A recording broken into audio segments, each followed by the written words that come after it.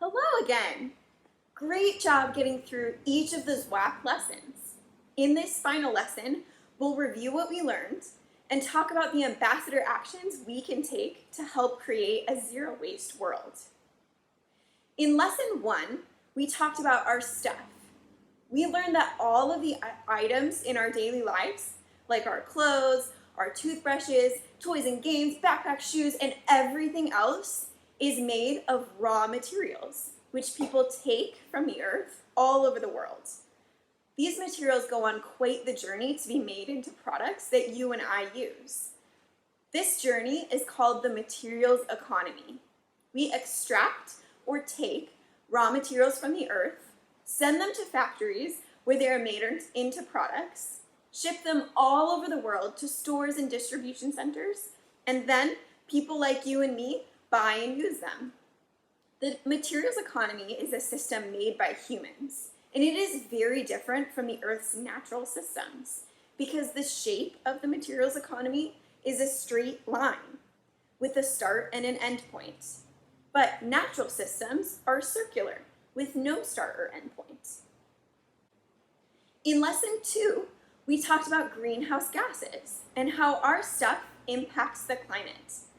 Greenhouse gases are gases like carbon dioxide that trap heat in our atmosphere. They are emitted throughout every step of the materials economy. When we take raw materials from the earth, make them in factories, transport materials to stores, and buy and use items. The more greenhouse gases there are in the atmosphere, the more energy and heat from the sun are trapped on the Earth's surface. The materials economy is a major contributor to global climate change. In lesson 3, we learned about what happens after we are done using our materials. When we throw things away, they get sent to landfills. A landfill is a place where people bury garbage in the ground. Landfills were created to keep waste away from people and protect public health. But unfortunately, there are still bad things that happen when we throw things in landfills. And most of the stuff we throw away is not trash at all, but it is repairable, reusable, recyclable, or compostable. A lot of times, we have the choice to keep that stuff out of landfill and protect the environment, animals, and humans. When we make the choice to take action and reduce waste, we can make a big difference. The first R of waste reduction, reduce, is the best way we can address our trash problems and create a zero waste world. In lesson 4, we talked about all the other R words and how we can turn the materials economy line into circles. After the first R, reduce, we can reuse at home and at school, and we can buy reused things. Then, after we've reduced and reused everything we can recycle, which means to make it again.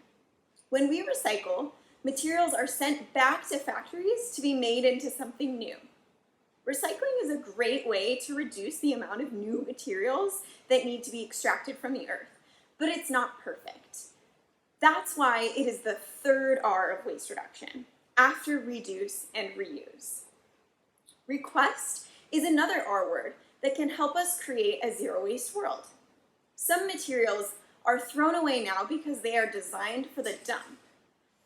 If we requested that companies stop designing things for the dump and instead design for zero waste to be reused, repaired, and repurposed, we could live in a zero waste world. Did you know that Missoula has a zero waste goal and a plan to get there? Missoula is planning to reduce the amount of stuff it sends to landfill by 90% by 2050. The Missoula County Public School District is on board too. How old will you all be in 2050? What would it be like to reduce the amount of trash you throw away by 90%? We need your help. If you can reduce waste every day and encourage your friends and family to do the same, imagine how much of a difference we can make.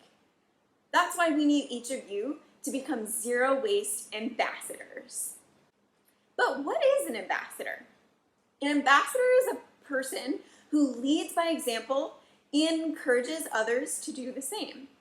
You know you're a zero waste ambassador when you drink from a reusable water bottle every day. Bottled water is bad for the planet. It takes a lot of energy and makes a lot of waste to bottle and transport water. Just turn on the tap. Choose to reuse water bottles, shopping bags, clothes, toys, and more. Practice zero waste at meal times. Together, we can tackle food waste and lunchtime litter. Only take what you think you will eat. Save or share leftovers and compost your food scraps when possible.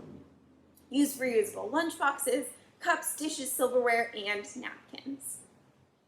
Shop secondhand first. Think thrifty when looking for school supplies and new to you clothes or shoes.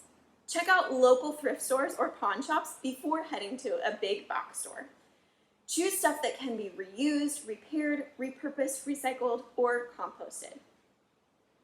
Help one person understand. Knowing why waste is bad for the planet and how to reduce it is a great start. Talk to your friends and family about it. Help them understand the choices we make every day matter. Do these sound like things you can do? With your help, we can start to build a zero waste world.